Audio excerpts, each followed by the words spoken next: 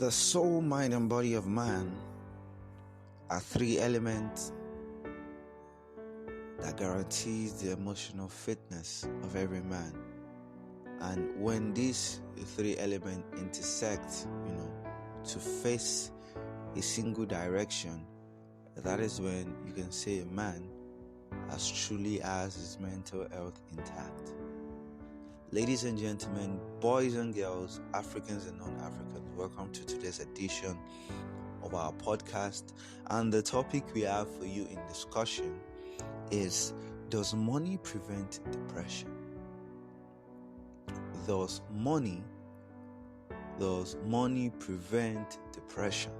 It's a very, very serious topic that has been on the table of health doctors, on a societal, analysts, on socio-political and even radical analysts, because it has been an issue that has really been talked about. So we feel on this show that it's necessary that we also give it a fair share of our discussion on our podcast table.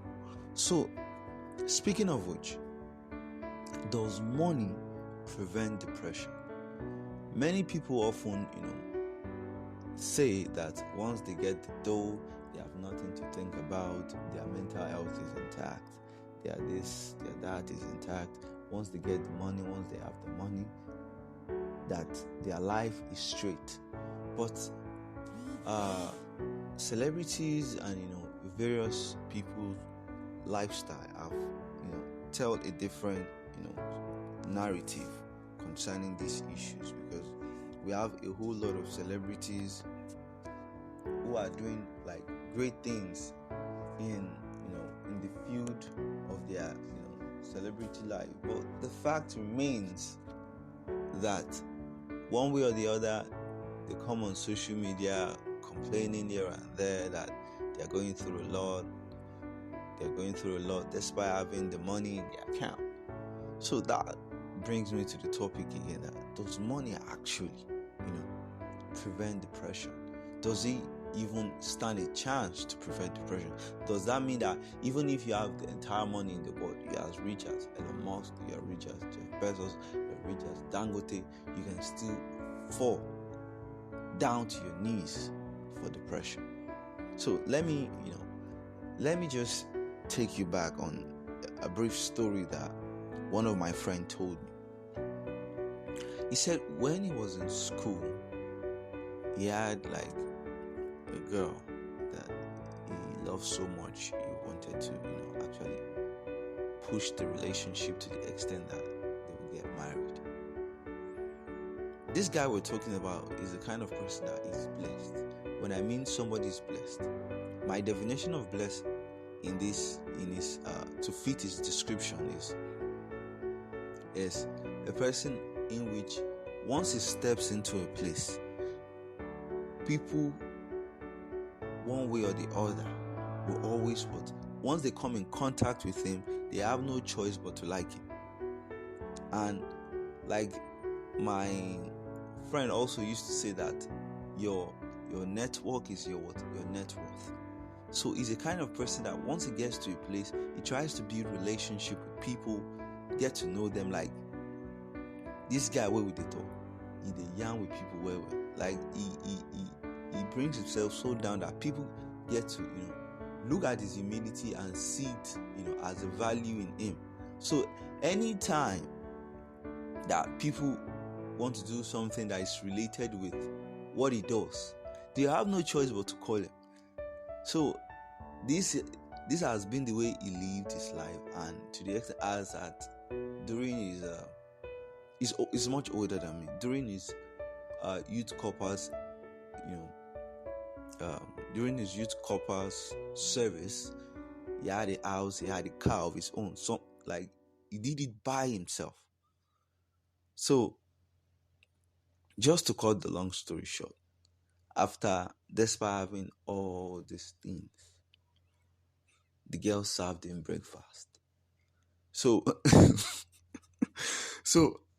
what I'm just trying to draw out from this story is that our emotions are not necessarily connected to the large amount of money we have in our bank account. Sometimes our emotions are connected with somebody we love. Sometimes our emotions are connected with something we cherish. Have you ever been in a situation where you have everything you have in the world and yet you still feel empty?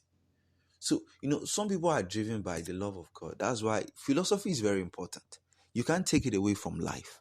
Like, philosophy itself is life, because people philosophize towards the angle of love. That's why their mind is glued on love.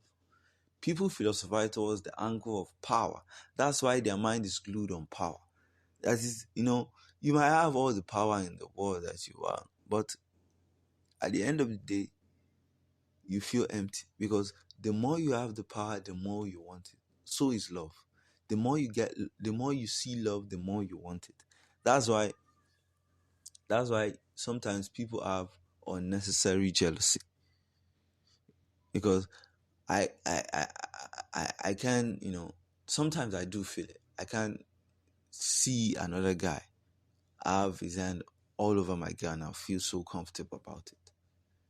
It now depends, irrespective of the relationship. Though I try as much as possible to cage the jealousy, but I just can't help it. So it's normal. It's normal. So in my opinion, the by and large discussion I would like to submit with the fact that money does not take away depression.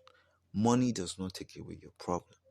The main thing is being able to create the balance. That's the most pivotal thing.